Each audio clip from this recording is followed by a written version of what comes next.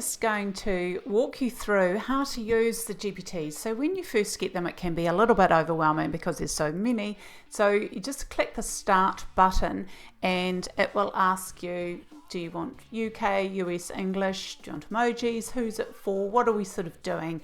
And it gives some guidelines.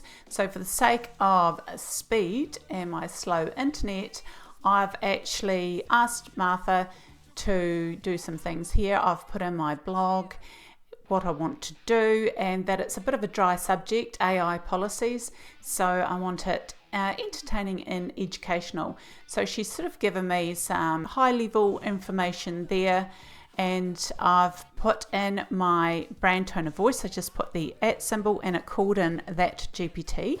If you have some documents around your brand tone and avatars, you can upload them there, or you can just paste them in and it gives more context. So Martha's given us a Facebook post, repurposing plan, Instagram.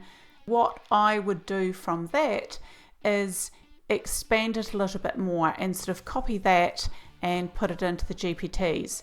So for the reels, I would call up Ricky and paste that in, Ricky, with my AI policy and workbook, so that the GPT's got more to work with, and then I would call in my brand tone and voice. So this is Ethel for emails, and uploaded my policy and template, called in my brand tone of voice, and then I've pasted in what Martha had suggested would be good to use, and then she has written me an email in my brand tone of voice, and then so I can just copy that and edit it, and it's as simple as that.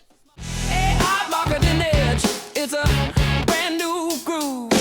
AI power cutting through the noise. Well, in the lane, it's a smarter choice. Simple, sharp, the future is clear. AI marketing edge, your future is here.